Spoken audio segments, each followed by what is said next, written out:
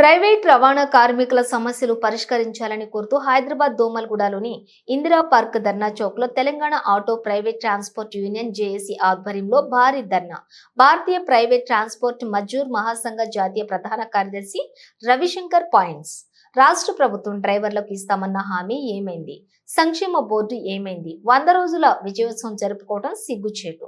Auto private transport రంగం డ్రైవర్ల సమస్యలపై డిసెంబర్ మొదటి వారంలో చర్చలకు ఆహ్వానించాలి. లేని పక్షంలో ముఖ్యమంత్రి ఇల్లును ఆటో రంగానికి సంబంధించిన కుటుంబ సభ్యులతోటి ముట్టడిస్తాం.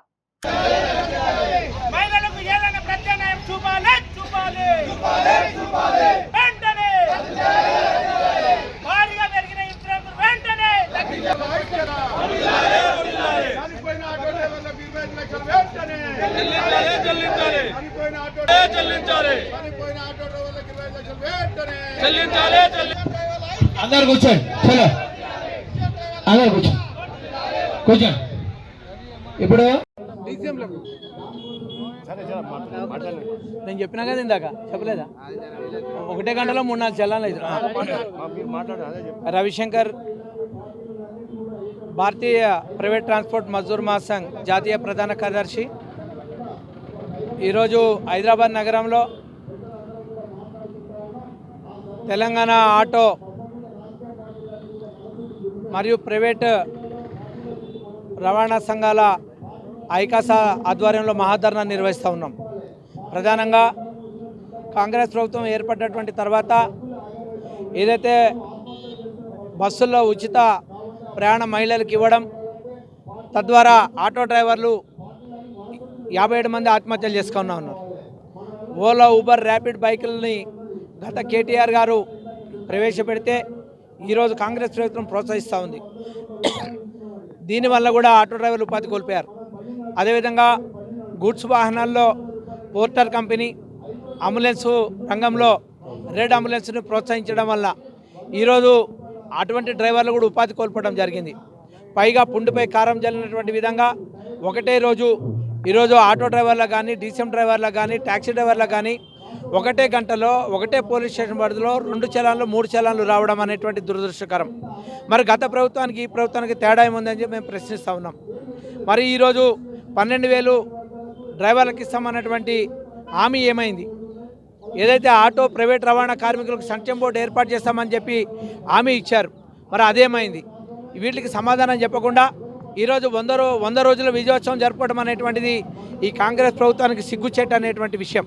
కాబట్టి మేము ఈ యొక్క ప్రభుత్వాన్ని డిమాండ్ చేస్తూ ఉన్నాం. ఈ యొక్క ఆటో రంగంలో కానీ, అదేవిధంగా ప్రైవేట్ రవాణా కార్మికుల యొక్క డ్రైవర్ల యొక్క సమస్యలు పరిష్కారం చేయడానికి ఈ యొక్క డిసెంబర్ మొదటి వారంలో బేషరతుగా ఆటో రవాణా సంఘాన్ని చర్చలకు పిలవాలి.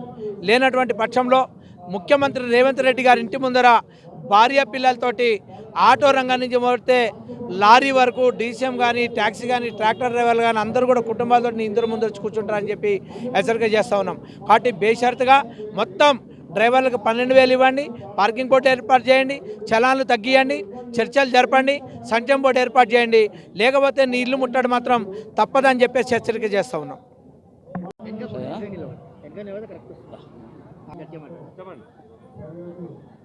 నా పేరు ఎంకే బోస్.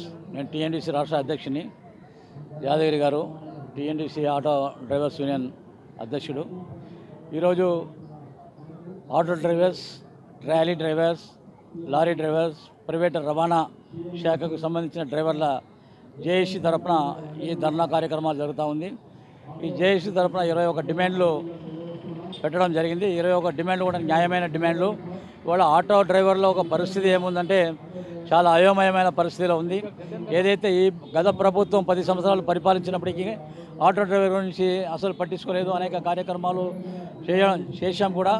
దాని తర్వాత ఇప్పుడు ఈ ప్రభుత్వం వచ్చిన రాకముందు అనేక హామీలు ఇచ్చారు. ఆటో డ్రైవర్లకు మేము 12,000 రూపాయలు సంవత్సరానికి మేము ఇస్తాము, అన్ని సౌకర్యాలు చేస్తాము, మేము సంక్షేమ బోర్డు ఏర్పాటు చేస్తామని చెప్పారు. ఇంతవరకు ఏం జరగలేదు. కాబట్టి ముఖ్యంగా ఆటో డ్రైవర్ల పరిస్థితి, ఇవాళ ఆటో డ్రైవరు మామూలు వ్యక్తిగా కాకుండా ఇవాళ డిగ్రీ చేసిన వాళ్ళు, బీటెక్ చేసిన వాళ్ళు, వివిధ డిగ్రీ చదువుకున్న వాళ్ళు కూడా వాళ్ళ నిరుద్యోగ సమస్య పెరిగిపోవడం వల్ల ఆటో డ్రైవర్గా వచ్చి ఆటో డ్రైవర్ నడిపిస్తూ ఉన్నారు. ఇవాళ రోజు ధరలు విపరీతంగా పెరిగిపోతూ ఉంది. ప్రభుత్వం ఒకవైపు ట్రాఫిక్ పోలీస్ వాళ్ళు, ఒకవైపు ఆర్టీఏ వాళ్ళు ఆటో డ్రైవర్ మీద విపరీతమైన ట్యాక్సుల మీద ట్యాక్సులు వేసి వాళ్ళని ఇబ్బందికి గురి చేస్తూ ఉన్నారు. ఆదాయం తక్కువ అవుతూ ఉంది. ఇప్పుడు ప్రభుత్వం మహిళల కోసం ప్రైవేటుగా ఇలవస రవాణా సౌకర్యాలు ఏర్పాటు చేశారు. దానివల్ల ఇవాళ ఆటో ట్రాన్స్పోర్ట్ టీఎస్ఆర్టీసీ కార్మికులు కూడా ఇవాళ బాధపడుతూ ఉన్నారు. ఎందుకంటే వాళ్ళకు 2017 నుంచి కూడా వేతన ఒప్పందాలు ఇంతవరకు జరగలేదు, సవరణ జరగలేదు. వాళ్ళు కూడా ప్రైవేటుగా మహిళలకు ప్రైవేటుగా ఇవ్వడం వల్ల మాకు ఆదాయం తక్కువ అయిపోతుంది, ట్రాన్స్పోర్ట్కి ఇబ్బంది వస్తుంది, మా ట్రాన్స్పోర్ట్ నష్టంలో పోవడానికి అవకాశం ఉంటుందని కూడా వాళ్ళు కూడా బాధపడుతున్నారు. వాళ్ళ సమస్య కూడా పెండింగ్లో ఉన్నది, పరిష్కారం కాలేదు. అదేవిధంగా ఇవాళ ఆటో డ్రైవర్ల పరిస్థితి చాలా ఘోరంగా ఉంది. ఎందుకంటే ఆదాయం తక్కువ అయిపోతుంది. ఒకవైపు ట్యాక్స్ మీద ట్యాక్స్ కట్టాలా, ప్రతి ట్యాక్స్ ఆటో డ్రైవర్లు ప్రభుత్వానికి కడుతూ ఉన్నారు.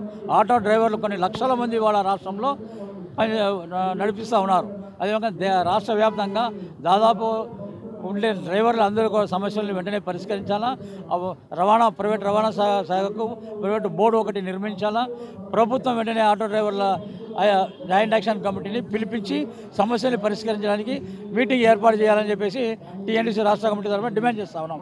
కాని పక్షంలో తర్వాత జాయింట్ యాక్షన్ కమిటీ కూర్చొని భవిష్యత్తు నిర్ణయాలు ప్రకటించి తీవ్రమైన పోరాటాలు ఏర్పాటు చేస్తామని చెప్పేసి హెచ్చరిస్తా ఉన్నాం ప్రభుత్వానికి. నా పేరు Yadagiri, auto union TNTC auto union రాష్ట్ర అధ్యక్షుడిని. ఈరోజు కాంగ్రెస్ ప్రభుత్వం వచ్చిన తర్వాత మహిళలకు ఉచిత బస్సు పెట్టి ఆటో డ్రైవర్లను మొత్తం రోడ్డు మీద తీసుకొచ్చినటువంటి పరిస్థితి ఏర్పడ్డది. ఆటో డ్రైవర్లు ఎన్నో ఇబ్బందులు ఎదుర్కొంటున్నారు. గిరాకులు కాక, ఫైనాన్షియల్ కట్టలేక అనేక మంది ఆటో డ్రైవర్లు ఆత్మహత్యలు చేసుకోవడం జరిగింది. దానికి తోడు ఎమ్మడే ఇది ఓలా ఊబర్ ఆటోలు కూడా రోడ్ల మీదకి తీసుకొచ్చేసి దానికి పర్మిషన్ లేకుండా ఓలా బైకులను తీసుకొచ్చి బైకుల ద్వారా కూడా ఆటో డ్రైవరు చాలా నష్టపోవాల్సిన అవసరం వస్తుంది. అందుకే ఇమ్మడే ఇది బైకులను రద్దు చేయాలని చెప్పేసి కూడా నేను డిమాండ్ చేస్తున్నాను. అదేవిధంగా మీటర్ ఛార్జీలు పెంచి 12 సంవత్సరాలు అవుతుంది, ఇప్పటి వరకు మీటర్ ఛార్జీలు పెంచలేదు. గత ప్రభుత్వం కూడా ఆలోచించలేదు మీటర్ ఛార్జీల గురించి. గత ప్రభుత్వం కూడా ఏనాడు కూడా ఆటో డ్రైవర్ల గురించి ఆలోచించలేదు. ఈ ప్రభుత్వం వచ్చి కూడా 12 నెలలు అవుతున్నప్పటికీ విజయోత్సవ సభలు జరుపుకుంటుంది, కానీ ఆటో డ్రైవర్ల గురించి ఆలోచించలేదు. ఏమంటే మీటర్ ఛార్జీలు పెంచాలి, ఆటో డ్రైవర్లను ఆదుకోవాలని చెప్పేసి కూడా నేను ప్రభుత్వాన్ని డిమాండ్ చేస్తున్నాను. అదేవిధంగా ఈ డిమాండ్లను పరిష్కరించలేని పక్షంలో పెద్ద ఎత్తున ఉద్యమం చేపడతాము. ఆటో డ్రైవర్లందరినీ ఐక్యం చేస్తాము. అవసరమనుకుంటే రోడ్లన్నీ స్తంభింపజేస్తామని కూడా నేను ప్రభుత్వాన్ని హెచ్చరిస్తున్నాను.